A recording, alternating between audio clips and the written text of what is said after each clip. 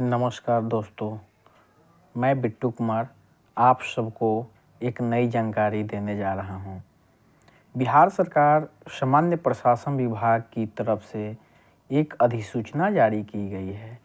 ये सभी सरकारी सेवकों के परिवीक्षा अवधि यानी कि प्रोबेशन पीरियड को लेकर के जारी की गई है। यह पत्र 5 फरवरी 2025 पत्रांक 2160 के तहत जारी किए गए हैं। यह पत्र में बतलाया गया है कि जो पहले सरकारी सेवकों के परिवीक्षा अवधि यानी कि प्रोबेशन पीरियड जो 2 सालों की हुआ करती थी, उसमें बिहार सरकार बदलाव करके प्रोबेशन पीरियड यानी कि परिवीक्षा अवधि को 1 साल के लिए कर दी है।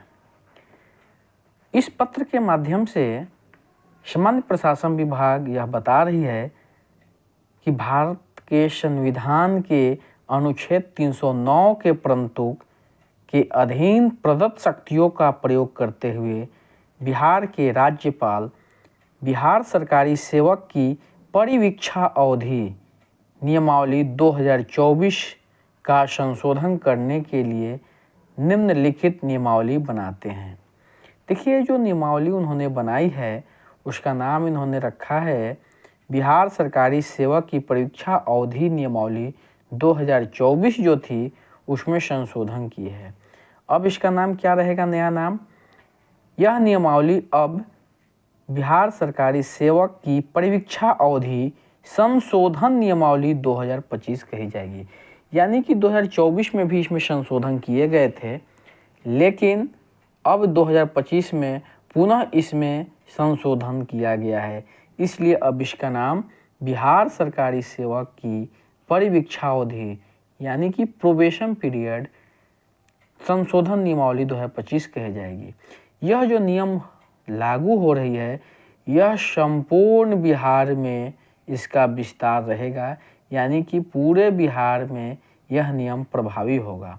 और जो यह नियम प्रभावी होगा वह तुरंत प्रवृत्त होगा। अब इसमें बताया गया है कि बिहार सरकारी सेवक की परीक्षा अवधि नियमावली 2024 के नियम 3 का प्रतिस्थापन, जो नियम 3 था उसको प्रतिस्थापन किया गया है। ठीक है, परीक्षा अवधि इसमें बताया गया है कि आयोग के आधार पर सीधी भर्ती किसकी 1 वर्ष के लिए होगी परीक्षा अवधि। तो आयोग की अनुशंसा के आधार पर सीधी भर्ती क्या होगा? सीधी भर्ती यहाँ दिया गया है। सीधी भर्ती क्या दिया गया है? सीधी भर्ती देखिए यहाँ दिया गया है। सीधी भर्ती के 1 वर्ष की परीक्षा अवधि पे ही रहेंगे। परीक्षा अवधि अब ये भी बता रहे हैं कि यदि परीक्षा अवधि में सेवा संतुष्ट नहीं होगी तो इसे 1 वर्ष के लिए क्या किया जाएगा? फिर से विस्तार किया जाएगा, बढ़ाया जाएगा। ठीक है, और जब अगले वर्ष में भी आपका सेवा संतोष नहीं रहेगा तब आपकी क्या किया जाएगा? सेवा को समाप्त किया जाएगा। देखिए यहाँ दिया गया है सेवा को समाप्त किया जाएगा, लेकिन ऐसा होती नहीं है। बहुत ही ऐसा उदाहरण गिने चुने ही मिलेंगे, अन्यथा ये होती नहीं है। अब आइए देखेंगे सीधी भर्ती। अब हम लोग इसको पढ़ेंगे। सीधी भर्ती से भिन्न आधार यानी कि जो अनुकंपा पे आए हैं या मेधावी खिलाड़ी हैं उनकी नियुक्ति हुई है, पर नियुक्त सरकारी सेवक भी 1 वर्ष की ही परीक्षा अवधि पे रहेंगे।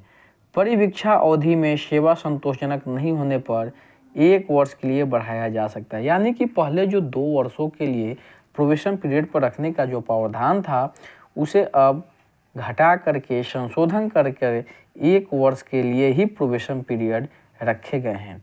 यदि किसी कारण से प्रोबेशन पीरियड किसी भी सरकारी सेवक का संतोषजनक नहीं होगा तब इसे 1 वर्ष के लिए और आगे विस्तारित किया जाएगा।